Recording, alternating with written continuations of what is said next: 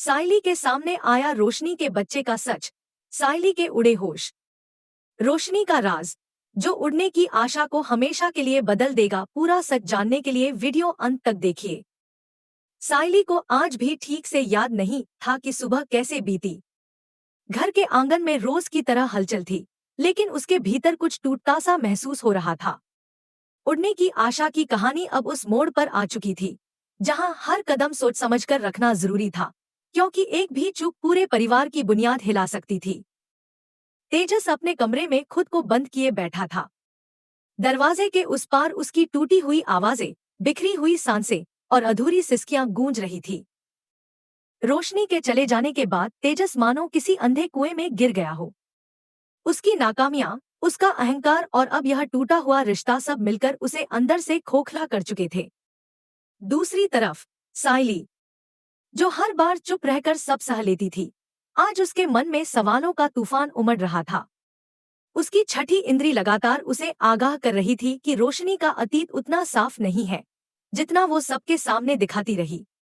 रेणुका के ताने, उसकी कड़वी बातें जो कभी सायली को कमजोर करती थी, आज वही बातें उसे किसी अनजाने सच की ओर धकेल रही थी। दोपहर की तपती धूप में सायली कुछ जरूरी कामों से बाहर निकली। सिर पर दुपट्टा संभालते हुए उसे जरा भी अंदाजा नहीं था कि यह बाहर निकलना उसकी जिंदगी का सबसे बड़ा मोड़ बन जाएगा। मंदिर के पास पहुंचते ही अचानक उसकी नजर एक रिक्शे पर गई, जहां से रोशनी उतर रही थी। सायली के कदम जैसे वहीं जम गए। यह वही रोशनी थी, लेकिन कुछ बदली दिली सी। ना वो बनावटी रईसी, ना वो दिखावटी मुस्कान। चेहरे पर एक अजीब सी घबराहट, आंखों में ममता और बेचैनी का अक्स। सायली फौरन पास के एक खंभे के पीछे छिप गई। उसका दिल तेजी से धड़कने लगा। वह जानती थी, अगर इस वक्त रोशनी की नजर उस पर पड़ गई तो सारा सच मीठी बातों में दबा दिया जाएगा। रोशनी मंदिर के पीछे बनी एक छोटी सी बस्ती की ओर तेज कदमों से बढ़ने लगी। तंग गलियां, धूल उड़ाती हवाएं और जर्जर मकान, यह सब उस आलीशान कहानी से बिल्कुल उलट था जो रोशनी ने तेजस और पूरे घर को सुनाई थी। सायली हर कदम फूंक फूंक कर रख रही थी। अब वो सिर्फ शक करने वाली बहू नहीं थी, बल्कि सच के खेल की एक पक्की खिलाड़ी बन चुकी थी। रोशनी एक पुराने टूटी छत वाले मकान के सामने आकर रुक गई। सायली कुछ दूरी पर खड़ी रह गई। तभी घर के भीतर से एक बच्चे के रोने की आवाज आई। मान, मान। उस आवाज ने सायली की रूह तक हिला दी। 4-5 साल का बच्चा दर्द और डर से मां को पुकार रहा था। रोशनी के चेहरे का रंग पल भर में बदल गया। वह बदहवास सी अंदर भागी। सायली के पैरों तले जमीन खिसक गई। उसके कानों में सचिन की बातें गूंजने लगी, वो शक, वो चेतावनियां जिन्हें सायली ने हमेशा नजरअंदाज किया था। दबे पांव सायली खिड़की तक पहुंची। अंदर का दृश्य उसकी आंखों के सामने जैसे स्लो मोशन में चल रहा था। रोशनी बच्चे को सीने से लगाए बैठी थी। उसकी आंखों से आंसू बह रहे थे। वो बच्चे के माथे को बार बार चूमते हुए उससे माफी मांग रही थी। मुझे माफ कर दे, मैं मजबूर थी। सायली की आंखें भर आईं।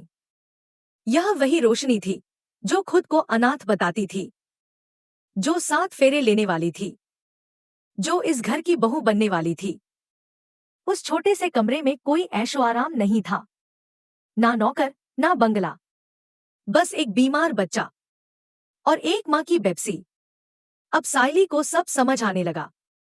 रोशनी का बार बार गायब होना, उसका फोन को लेकर जरूरत से ज्यादा सतर्क रहना, पैसों की जल्दी। सायली के सामने एक धर्म संकट खड़ा था। एक तरफ वह बच्चा जिसकी पूरी दुनिया उसकी माँ थी, दूसरी तरफ उसका परिवार जहां तेजस को एक झूठ के सहारे फंसाया जा रहा था। सायली की आंखों से आंसू बहने लगे जब उसने देखा कि रोशनी बच्चे को दवा पिला रही है, उसे सुलाने की कोशिश कर रही है। उसकी बातों से साफ था वो यह सब सिर्फ अपने बच्चे के इलाज के लिए कर रही थी।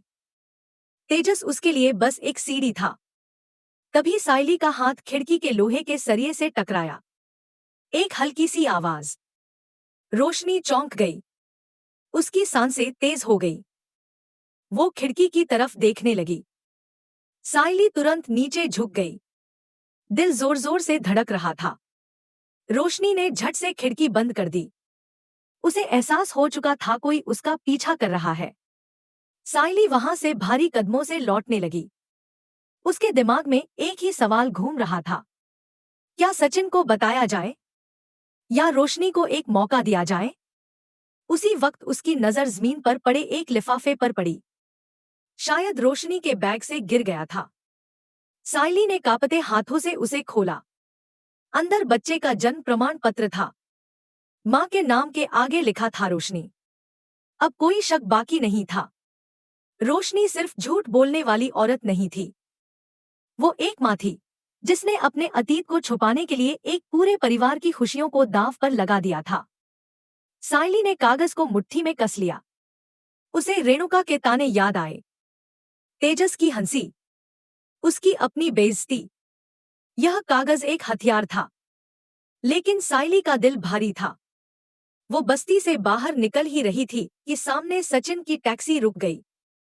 सचिन की नजर सीधे साइली पर पड़ी। साइली, तुम यहाँ? उसकी आवाज सख्त थी, लेकिन आंखों में चिंता साफ झलक रही थी। साइली के हाथ कांपने लगे।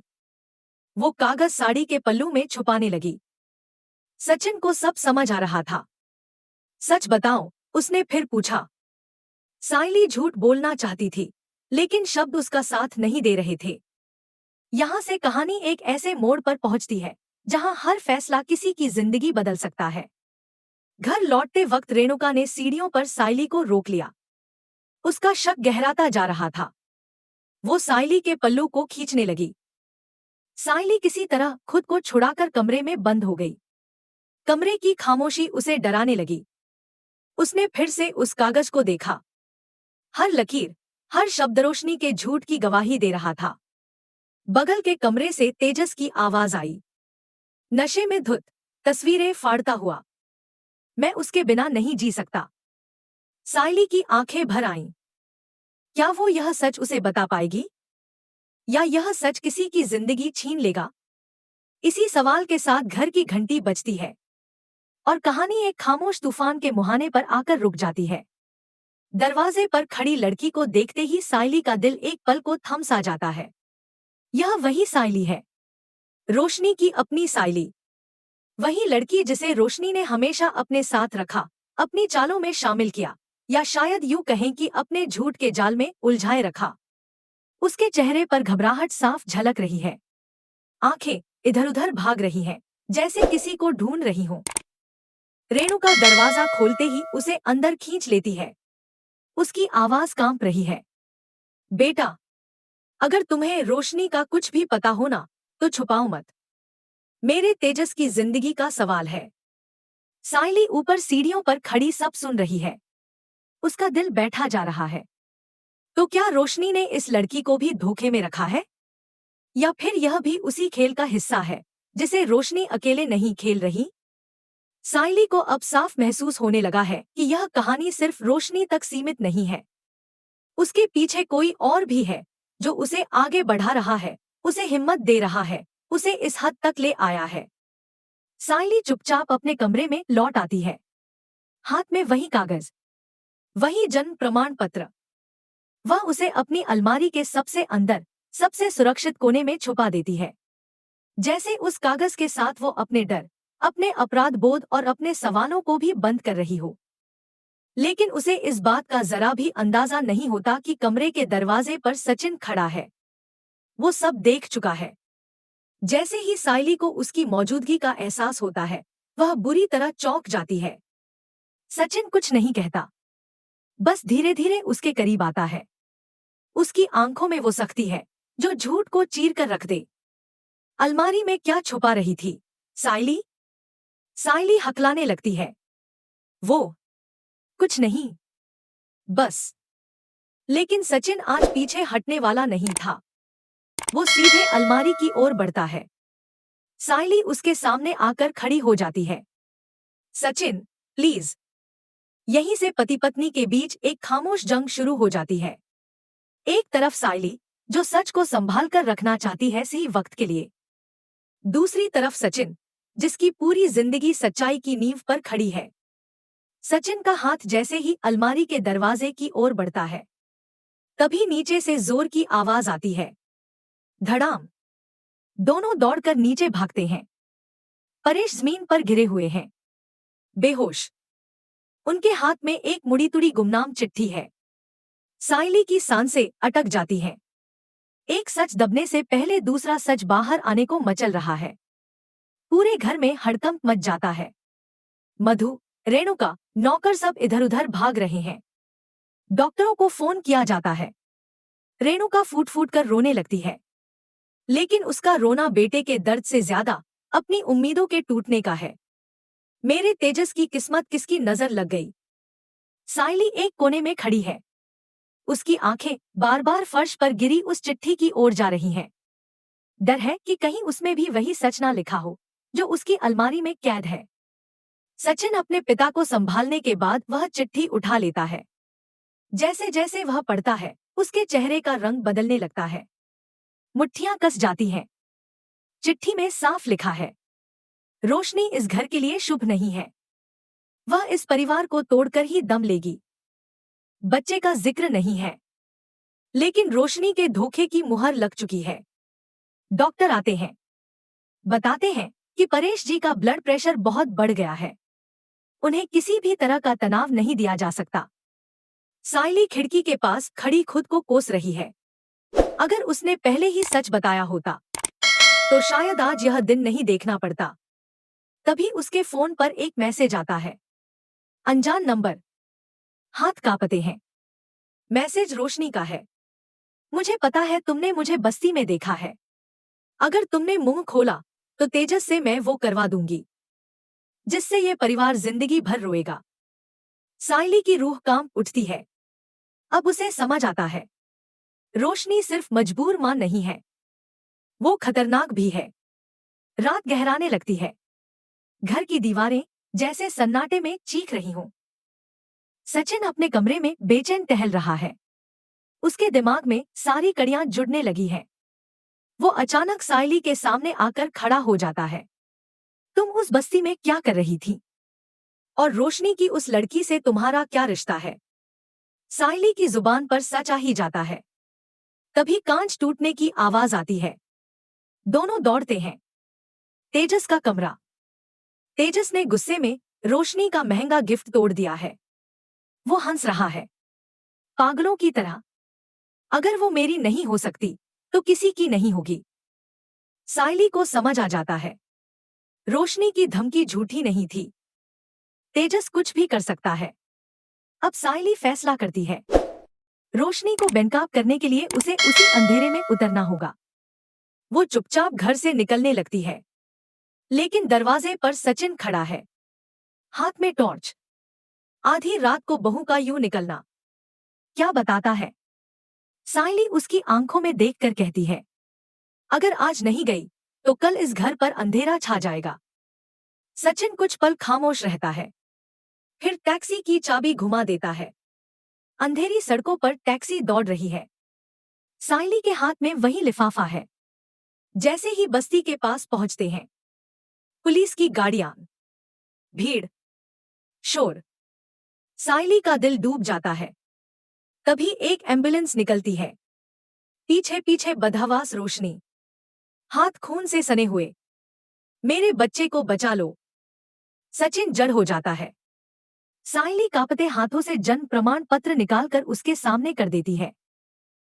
यह वही पल था जब उड़ने की आशा की पूरी कहानी अपनी पुरानी पहचान छोड़कर एक बिल्कुल नई दिशा में मुड़ गई। सड़क के उस कोने पर एम्बुलेंस की लाल बत्तियों और सायरन की गूंज के बीच सचिन ने साइली के हाथ से वह कागज लगभग झपट ही लिया। उसकी उंगलियां कांप रही थी, लेकिन आंखों में जमी हुई आग अब किसी भी पल फट पड़ने को तैयार थी। जैसे ही उसकी नजर उस जन्म प्रमाण पत्र पर गई, उसके सीने में कुछ टूट सा गया। जिस नाम को उसकी मां आदर्श बहू कहकर पूजा करती आई थी, उसी नाम के नीचे एक मासूम बच्चे की सच्चाई लिखी थी।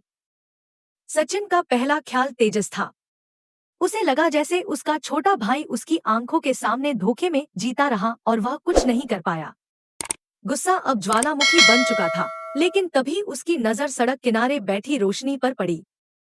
वह घुटनों के बल बैठी थी, सिर दोनों हाथों में दबाए और ऐसे रो रही थी जैसे उसका सब कुछ छिन चुका हो। सायली तुरंत सचिन के सामने आ गई। उसने उसके हाथ को कसकर पकड़ लिया। अभी नहीं सचिन, अभी नहीं। उसकी आवाज कांप रही थी। गुस्से का वक्त नहीं है। वहां एक बच्चा है, उसकी जान दांव पर लगी है। सचिन के भीतर तूफान मचा था। उसका मन कर रहा था कि इसी वक्त तेजस को यहाँ खींच लाए, उसे आईना दिखाए कि जिस औरत के लिए उसने घर में तबाही मचा दी, वह असल में कौन है। लेकिन सायली की आंखों में उसे सिर्फ एक पत्नी नहीं, एक माँ की करुणा दिख रही थी। वह उस बच्चे की पीड़ा महसूस कर पा रही थी, जिसे उसने अभी देखा भी नहीं था, फिर भी दिल से जोड़ लिया था। आखिरकार सचिन झुक गया। वह भारी कदमों से टैक्सी की ओर बढ़ा और रोशनी को अस्पताल चलने का इशारा किया। पूरी राह टैक्सी में एक अजीब सा सन्नाटा पसरा रहा। यह सन्नाटा किसी चीख से भी ज्यादा डरावना था। सचिन बार बार शीशे में पीछे देखता, जहां रोशनी बैठी थी। वह अपने आंसू पोंछने की भी कोशिश नहीं कर रही थी। वही रोशनी, जिसे कभी जरा सी धूल भी चुभ जाती थी, आज अस्पताल के गलियारों में नंगे पांव दौड़ रही थी। सायली के लिए भी यह रूप नया था। अब उसे साफ समझ आ रहा था कि रोशनी कोई पेशेवर चालबाज नहीं थी, बल्कि एक मजबूर माँ थी, जिसने अपने बच्चे को बचाने के लिए गलत रास्ता चुन लिया। लेकिन गलत तो गलत था, और उसकी कीमत अब सबको चुकानी पड़ रही थी। अस्पताल के आईसीयू के बाहर रोशनी टूटकर फर्श पर बैठ गई। डॉक्टरों के चेहरे की गंभीरता देखकर सायली का दिल बैठ गया। डॉक्टरों ने बताया कि बच्चे को दिल की गंभीर बीमारी है और तुरंत बड़े ऑपरेशन की जरूरत है। इलाज का खर्च सुनकर रोशनी की आंखों में उम्मीद की आखिरी किरण भी बुझती नजर आई। उसके पास अब कुछ नहीं बचा था, न तेजस का सहारा, न झूठी अमीरी का मुखौटा। वह सायली के पैरों में गिर पड़ी। कुछ मत बताइए प्लीज, वह गिड़गिड़ा रही थी। मेरा बच्चा ठीक हो जाए, उसके बाद मैं सब छोड़कर चली जाऊंगी, इस शहर से, इस जिंदगी से। सचिन यह सब दूर खड़ा देख रहा था। उसका खून खौल रहा था। उसे लग रहा था जैसे किसी ने उसके भाई की भावनाओं को कुचल दिया हो। वह आगे बढ़ा और रोशनी का हाथ झटक दिया। मैं इस पाप का हिस्सा नहीं बनूंगा, उसकी आवाज में सख्ती थी। सच को सामने आना ही होगा। लेकिन सायली यहां अलग सोच रही थी। उसने सचिन को रोक लिया। अगर अभी सच सामने आया, उसने धीमी लेकिन ठोस आवाज में कहा, तो माँ और पिताजी यह सदमा नहीं झेल पाएंगे, और बच्चे का इलाज भी रुक जाएगा। सचिन को यह बात चुभ गई। उसे लगा सायली फिर वही कर रही है, दूसरों के लिए खुद को और अपने परिवार को खतरे में डालना। दोनों के बीच एक अनदेखी दीवार खड़ी हो गई। मैं घर जाकर सब बता दूंगा, सचिन ने कह दिया और बिना पीछे देखे अस्पताल से बाहर निकल गया। सायली वहीं खड़ी रह गई, एक हाथ में रोशनी का सच और दूसरे में उस मासूम बच्चे की जिंदगी। वह समझ नहीं पा रही थी कि वह पत्नी का धर्म निभाए या इंसानियत का। उधर घर में माहौल बिल्कुल अलग था। रेणुका आरती की थाली लिए खड़ी थी, तेजस के लिए मन्नतें मांग रही थी कि रोशनी लौट आए। सचिन का हाथ जेब में रखे उस कागज पर गया।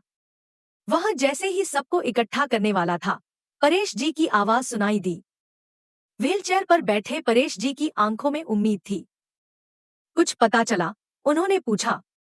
रोशनी ठीक है ना? सचिन ठिठक गया। पिता की कमजोर हालत और उनकी उम्मीदों ने उसके कदम रोक दिए।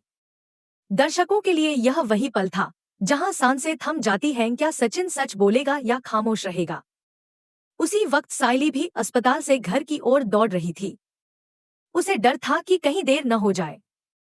जैसे ही सचिन बोलने वाला था, घर के फोन की घंटी बज उठी। फोन पर रोशनी थी। उसकी आवाज में ऐसा डर था जिसने सचिन को पत्थर बना दिया। उसने फोन पर कुछ ऐसा कहा कि सचिन के हाथ से वह कागज छूटकर फर्श पर गिर गया। रेणुका की नजर उस पर पड़ गई। रेणुका का झुकना, उसका हाथ आगे बढ़ना, मानो समय की सुई थम गई हो। अगर वह कागज उठ गया तो सब खत्म। ठीक उसी पल सायली घर में तूफान की तरह दाखिल हुई। उसके हाथ में अस्पताल की एक रिपोर्ट थी। उसने जानबूझकर वह कागज रेणुका के सामने गिरा दिया। रेणुका का ध्यान बंट गया। उसने वही कागज उठा लिया जो परेश जी की दवाइयों का पर्चा था। सचिन ने फुर्ती से असली प्रमाण पत्र को अपने पैर के नीचे दबा लिया। उसकी सांसें तेज थी। यह खेल साइली की सूझबूझ का सबूत था, लेकिन खतरा अभी टला नहीं था। रोशनी की आवाज अब भी सचिन के कानों में गूंज रही थी। उसने बताया था कि तेजस को सच्चाई का अंदाजा हो चुका है और वह अस्पताल की छत पर खड़ा है। सचिन और साइली बिना कुछ कहे घर से निकल पड़े। रेणुका पीछे से चिल्लाती रह गई। अस्पताल पहुंचते ही जो दृश्य सामने आया, उसने दोनों के रोंगटे खड़े कर दिए। तेजस छत की मुंडेर पर खड़ा था।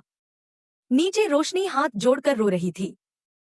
तेजस के हाथ में फाइल थी, रोशनी के अतीत के सबूत। मैं मोहरा था, तेजस चीख रहा था। सचिन भागते हुए छत पर पहुंचा। तेजस, सुन मेरी बात, उसकी आवाज कांप रही थी। रोशनी ने गलत किया, लेकिन बच्चे की कोई गलती नहीं है। नीचे साइली रोशनी को संभाल रही थी। रोशनी पहली बार बिना किसी मुखौटे के टूट रही थी। उसने सब कबूल कर लिया, गरीबी, मजबूरी, लालच और फिर इस परिवार से लगाव। तेजस कूदने की धमकी देता है। तभी साइली बच्चे को गोद में लेकर ऊपर आती है। बच्चे की हालत देखकर तेजस के हाथ कांपने लगते हैं। सचिन धीरे से आगे बढ़ता है, तेजस का हाथ पकड़ता है और उसे मुंडेर से खींच लेता है। दोनों भाई गले लगकर रो पड़ते हैं। लेकिन सबसे बड़ा झटका अभी बाकी था। नीचे आते ही वे देखते हैं कि रेणुका और परेश जी भी वहां है। रेणुका के हाथ में वही असली जन्म प्रमाण पत्र है। हर कोई सन्न है। रेणुका रोशनी की ओर बढ़ती है। सब सोचते हैं कि अब क्या होगा, लेकिन रेणुका की नजर बच्चे पर जाती है। उसका अहंकार टूट जाता है। वह समझ जाती है जिस साइली को उसने हमेशा ताना मारा, उसी ने आज उसके बेटे की जान बचाई। यही उड़ने की आशा सच में उड़ान भरती है। यह अंत नहीं, बल्कि एक नई शुरुआत है। और यहीं पर उड़ने की आशा की इस भावनाओं से भरी कहानी एक ऐसे मोड़ पर आकर रुकती है, जहां हर किरदार बदल चुका है, रिश्ते भी और सोच भी। अब आगे क्या, रोशनी को माफी मिलेगी या सजा? क्या साइली सच में इस घर की नई ताकत बन पाएगी? और क्या तेजस अपने टूटे दिल को फिर से संभाल पाएगा? इन सभी सवालों के जवाब जानने के लिए जुड़े रहिए हमारे साथ, क्योंकि आगे आने वाले एपिसोड्स में कहानी और भी ज्यादा दिल को छू लेने वाली होने वाली है। अगर आपको यह एपिसोड पसंद आया हो, तो वीडियो को लाइक जरूर कीजिए। अपनी राय और भावनाएं कमेंट में लिखिए। और ऐसी ही दमदार कहानियों के लिए हमारे चैनल को सब्सक्राइब करना बिल्कुल मत भूलिए। आपका प्यार और सपोर्ट ही हमारी सबसे बड़ी उड़ान है।